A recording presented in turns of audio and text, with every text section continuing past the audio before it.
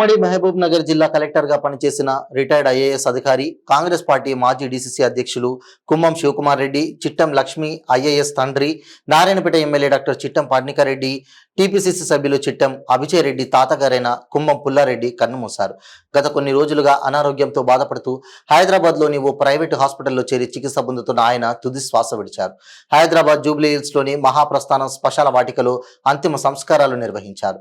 మాజీ మంత్రి డీకే అరుణ, మాజీ ఎంపీ జితేందర్ రెడ్డి, మాజీ ఎమ్మెల్యేలు వంశీచంద్ రెడ్డి, ఎర్రశేఖర్, మాజీ ప్రభుత్వ విప్ గొంగిడి సునీత, భువనగిరి ఎమ్మెల్యే కుంభం అనిల్ కుమార్ రెడ్డిలతో పాటు ఉమ్మడి మహబూబ్ నగర్ జిల్లా రాజకీయ నాయకులు, మాజీ మార్కెట్ కమిటీ చైర్మన్ బండి గోపర్కర్, మాజీ ఎంపీపీ శివారెడ్డి, జిల్లా నుంచి తదితరులు పుల్లారెడ్డి పార్థివ దేహంపై పుష్పగుచ్చాలు వేసి నివాళులర్పించారు.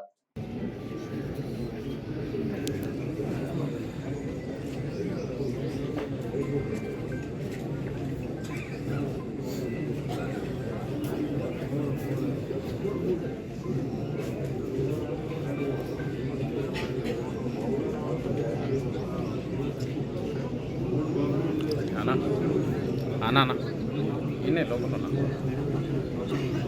లే 5 నిమిషాలు అవుతుందన్నా. సార్ అంటే వాటర్ తీసుకొస్తున్నాడు, రౌండ్ తిరుగుతున్నాడు.